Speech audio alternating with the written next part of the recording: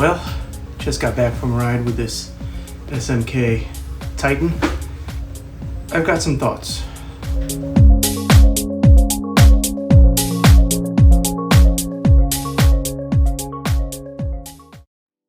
There are those riders that buy one helmet, stick to it, and ride with it for 5 years. And then there are other riders that seem to collect helmets like other people collect shoes or clothes or toys or cards or comic books or whatever. It's just, you open their closet and there's just like a million of them there. That's an obsession. You guys got to stop. Now, I don't necessarily fall into that camp. I don't have hundreds of helmets, but I have, let's see, 1, 2, 3, 4, 5, 6, 7, 8, 9. 9? I have 9 helmets. What makes me somewhat different is that I tend to gravitate to helmets that are somewhat unique. I have an esoteric taste, kind of smaller, niche, boutique helmets. I like to import helmets from Europe. I like to buy helmets that I don't typically see on the street or other people riding, and I have a roof helmet. I have a shark helmet that you can't buy in the United States. I just bought an Icon helmet that's bonkers looking. You can see the review for that one right here. Yeah, I think the most normal helmet I have is an HJC, which is my touring helmet.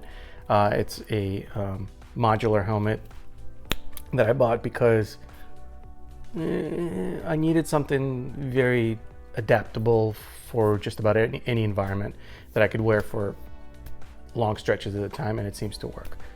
I bumped into one of these kind of like boutique, smaller helmet manufacturers called SMK while looking for a helmet. At the time, I was looking for something a little bit more retro, and lo and behold, I found the Retro by SMK. I bought it, imported it, did a review on it. It's a great helmet, but it's just kind of like a no-frills affair. Its vents don't open or close, they're just always on. No really kind of like features of any kind. It's just a cool looking helmet you can wear on it as a daily.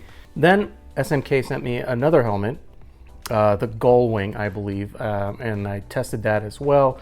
I found it to be ambitious but lacking in certain areas. And just recently, SMK sent me another helmet, which is called the Titan. Before we go any further, I would like to ask that you comment, like, and subscribe to my channel, to this video. It helps my channel grow. I'm small time. I don't have a ton of subscribers, so this kind of helps me create some momentum and helps me get more of these reviews going for you guys, more content, and the more content, the better. But with that out of the way, let's get into it. Now, this is the fiberglass version in the color scheme called A-Rock. They do have a carbon fiber version of that as well. It's a little bit more expensive. But this helmet is a full face helmet. It's not a modular, it doesn't open up, but it comes with a ton of features. Tons of features, something that I sort of missed in the Gull Wing. The Gull Wing didn't fit really right. It had some issues with the sun visor not coming down all the way. I thought it was kind of like mostly a miss. But having just come back from riding around with the Titan, I have to say, I think SMK is pretty ambitious and they want your money. And I think they crammed a ton of features into this fairly inexpensive at $230 US helmet that competes, I would say, with just about any helmet on that level, and even maybe goes a little bit above that. So let's talk about some of the features that come with it. I'm going to read it off their website so I don't miss anything, but basically they have 2 ventilation channels, one in the front, one at the top, and then an exhaust vent on the back. They have a drop-down visor that does a better job than Gull Wing did.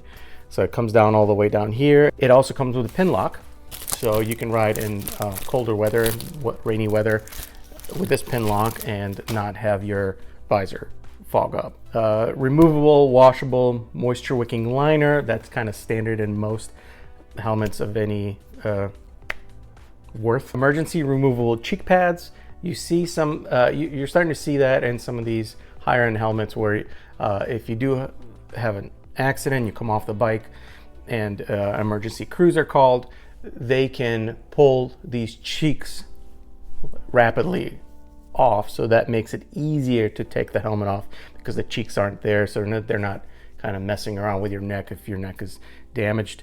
Front visor is clear.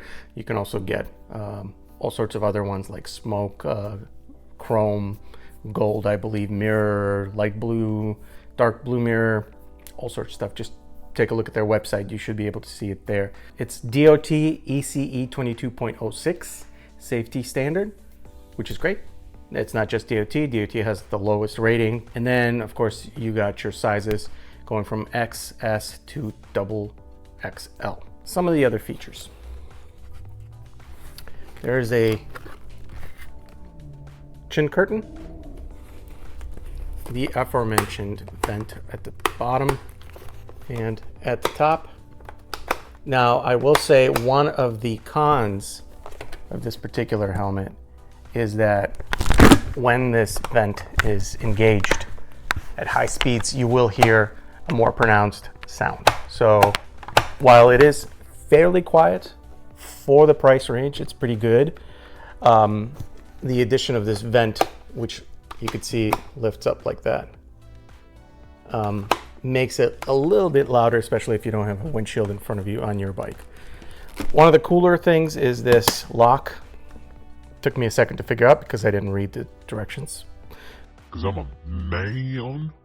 It's a button that you push that unlocks the helmet. Took me a second to figure that out, but it locks it. It's kind of neat so that it doesn't pop up open for you. So you just press this button, clicks it open.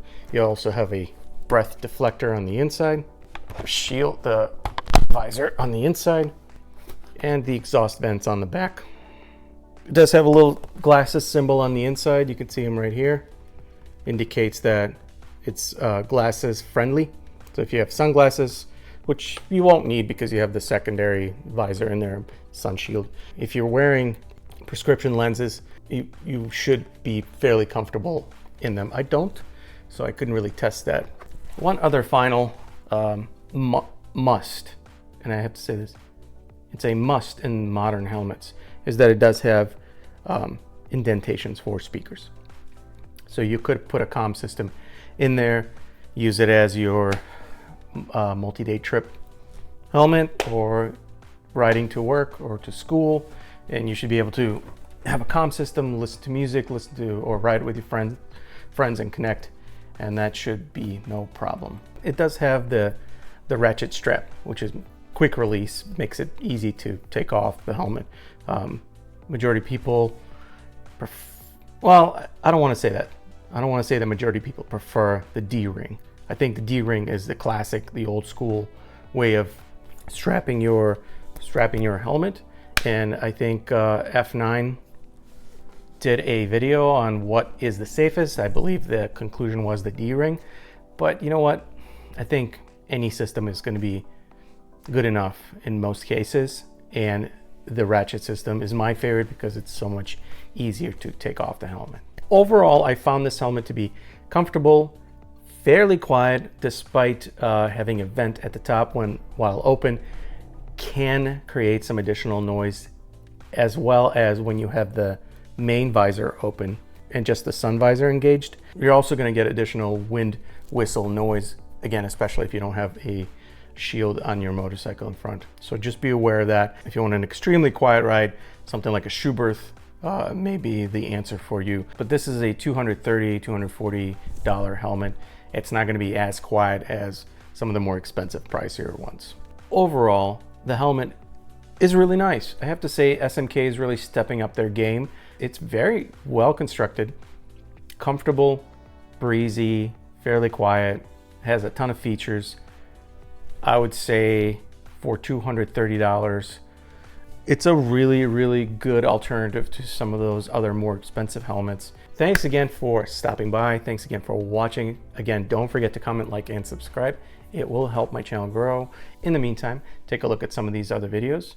Until next time, ride safe.